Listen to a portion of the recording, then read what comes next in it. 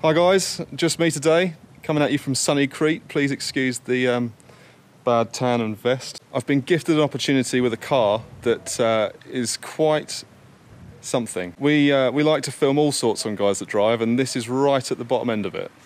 Got a 2004 VW Beetle Convertible. It's not any old Beetle either. This is a hire car, so it's been around the block a bit. And I'm going to give you a quick walk around because it's pretty funny, to be honest. The condition of it is shocking. And then we'll take it out on the road, because I know that's one thing that you guys will want to know is what does a Beetle from 2004 that is in a real sorry state really drive like? Well, I'll tell you.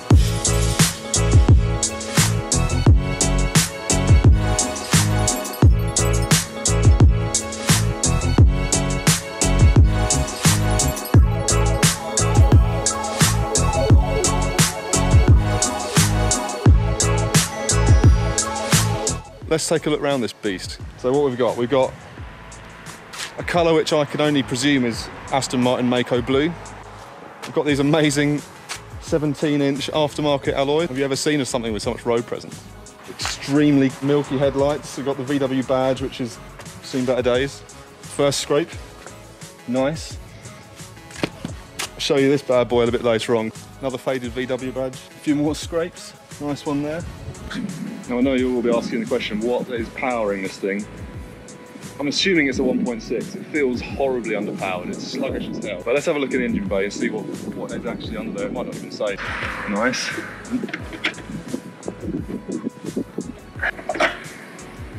Hey, it's a 1.6. Yeah, it's not too bad actually. Put that down.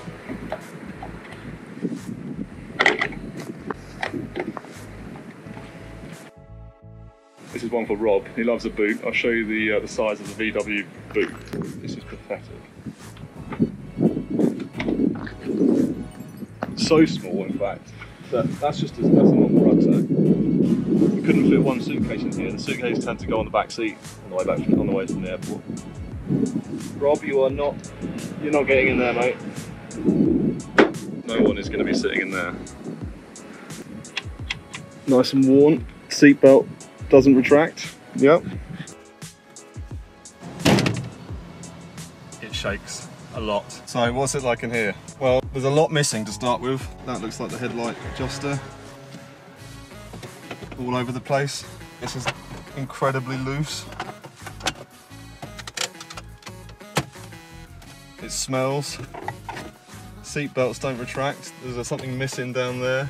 Crazy thing about it though, as I said, this thing is only on basically about 60,000 miles, which it has lived a hard life for that. Hard life. I'll show you the roof, because this is quite something. It's incredibly temperamental, what we found. Let's see if it works for us now. Yeah. What's happening? Oh, here it comes. Dreamy. And then the windows, I imagine the windows are probably supposed to go back up, but they don't, so you have to do that yourself.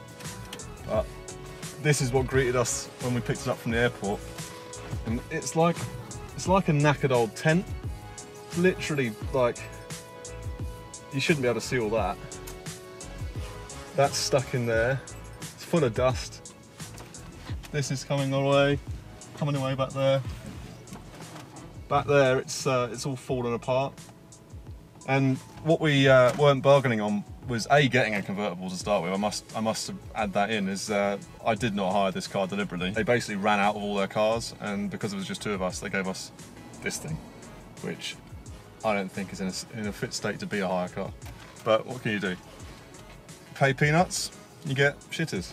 The roof itself doesn't really function as a roof. It leaks so badly. We had really torrential rain on the first night, which we weren't expecting, but occasionally apparently the Mediterranean has a hurricane. And the next day, I mean, I came and checked and made sure, I tried to push all the windows up to make sure they was as sealed as they could possibly be, but it made no difference because this thing was just a swamp the next day. The seats were soaked like all the way through. The entire seat stank. It kind of released about 15 years of sweat, I guess, into the car. Just want to show you on the outside as well. Quick external assessment whilst now the roof's up. That's not supposed to be like that, is it? Look at the state of that. This has seen better days. And also, it rarely actually, I mean, at the moment it's closing and sealing all right. Let's have a look what the other door's like. It's behaving itself at the moment. Normally when you shut the door, it kind of tries to seal up against this bit. Overall condition assessment on the outside, 2 out of 10, because the wheels are still on it. Let's see how it drives. Crappy seatbelt on, which I'm not sure would even do anything. Listen to that thing purr. First things first though, this is the one benefit of this car. It's a convertible, so let's get this shitty old top down. Pull the handle and then hope it goes back, which it is. Listen for the ding, that means it's locked in, which it doesn't always do. Let's get her out on the open road. Backwards.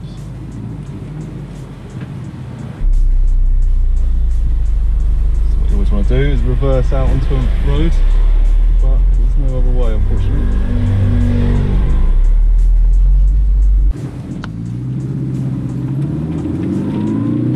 This is the mighty 1.6 and that is foot flat to the floor.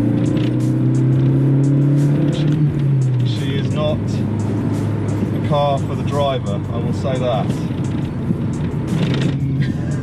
You can already hear it shaking. There is some serious rattles in this thing. I wonder what this was like new, because right now this feels like it's about as rigid as a rich tea biscuit.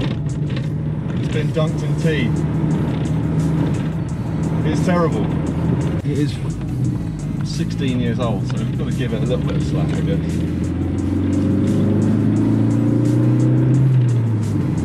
I can't see how this is still being hired out, really. The steering wheel goes off to the right. Shakes all over the place.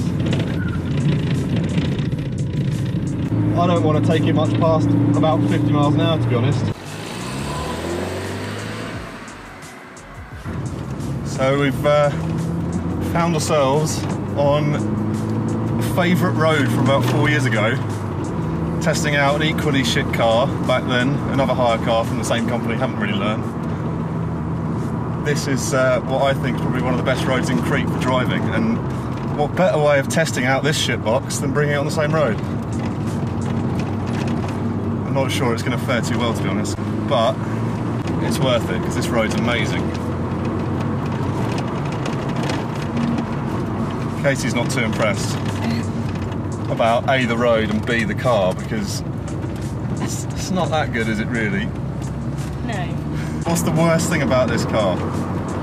The rattling. The rattling. It is terrible. I've never, like, people say convertibles are more flexy and they're not that stiff because when you take the roof off it loses a lot of its rigidness, but I can believe it. This car is literally like, you can hear it. I hope you can hear it.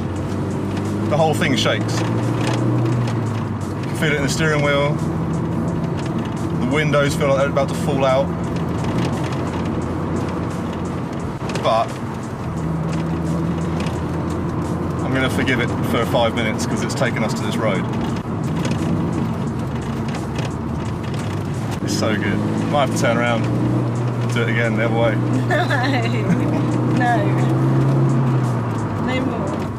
The other thing with it, it feels like it weighs a hell of a lot for a car of its size, and the suspension is equally shit, and it just lollops along. Doesn't really go over bumps very well. That's what happens when you pay for a cheap hire car. Yeah, If you're a tight ass. Well, this is the thing though. The guys that drive, we review everything from absolute shitters to supercars. So you've got to get your shitters in somehow, haven't you? On your holidays. Yeah. I'll book the hire car next time. Will you? Yes. Okay. We'll end up with something even worse.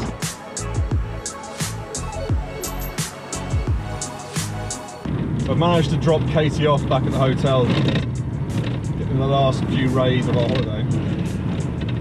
And it's time to sum up this thing, really. We've had it for a week, and it's been interesting, I'll say that much. It's been quite a fun hire car. Like, when we first got in it, I was just laughing at the state it was in. Casey was pretty upset with but she thought I'd hired this thing deliberately. And it took me a while to convince her that I hadn't. But it's quite a character. Just got a laugh, really. That's about it. Don't buy one. I would not go out there and try and buy one of these things, even if you're watching this video thinking, what's an old Beetle like? Well, stay clear. Drives like a heap of shit. Other than that, I guess it's done alright as a hire car. It hasn't broken down once. Touch wood, it'll get us to the airport tomorrow. And that'll be me signing off. I'll see you hopefully in a better car next time.